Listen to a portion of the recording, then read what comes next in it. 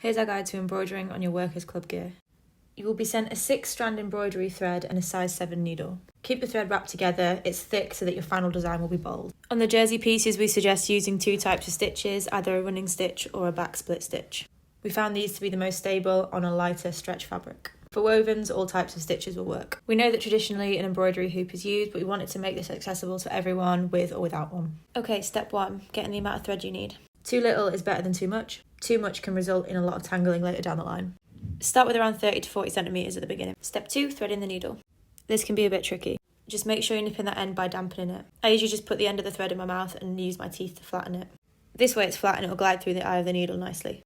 After this, tie a small knot and make sure you've got a decent amount on the end of your needle. Step 3, getting your piece into position. I'm right-handed and I just use my left hand as a stabiliser.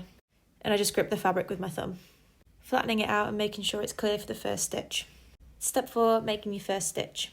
Here I'm going to show you how to do a back split stitch. Note that the grid is just a guide, but I found it really helpful to make sure that I was going in a straight line. So you're coming through the back of the fabric and making your first stitch forward. This should be around 4 to 5 millimetres in length. Then you're going to be coming back through that same stitch just off centre, slightly more towards the front. Be gentle when you're pulling through the thread, you are working on jersey so it is a light fabric. Repeat this series of stitches and keep going until you finish your design.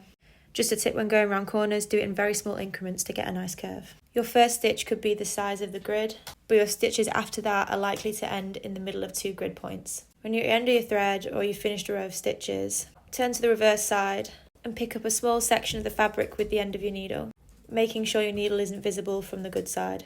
Then tie a double knot and trim any excess. Some other tips you may find helpful.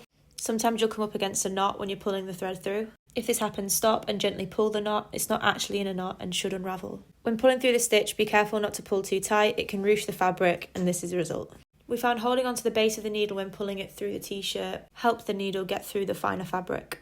Final tip when embroidering onto jersey, don't overload one section with too many stitches. The fabric might not be able to take the weight of the stitches and the weave may break. Be sure to show us your final designs. We're excited to see what you've been working on.